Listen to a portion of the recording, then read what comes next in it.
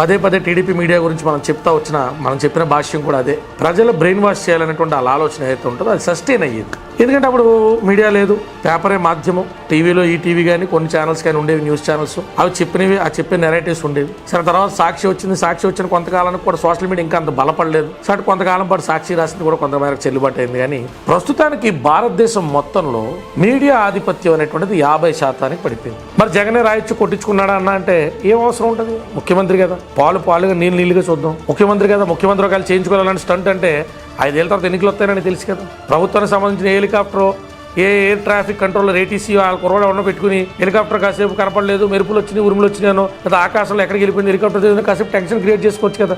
త్రుటిలో తప్పిన ప్రాణాప్రాయం, మళ్ళీ కూడా ఆశీస్సులు, తల్లి యొక్క ఇది, అందరి యొక్క పూజలు, అభిమానులు అందరితో మళ్ళీ భూమి మీదకి వచ్చారని చెప్పి అలాంటిది ఏదైనా కన్విన్సింగ్ నెరేటివ్ సృష్టించుకోవచ్చు కదా. కొంచెం కాస్ట్లీ అఫేర్ అయినా రాళ్ళతోనూ క్యాటర్ పిల్లర్స్తోనూ ముఖ్యమంత్రి సస్టైన్ అవ్వగలిగేది ఏముంటుంది?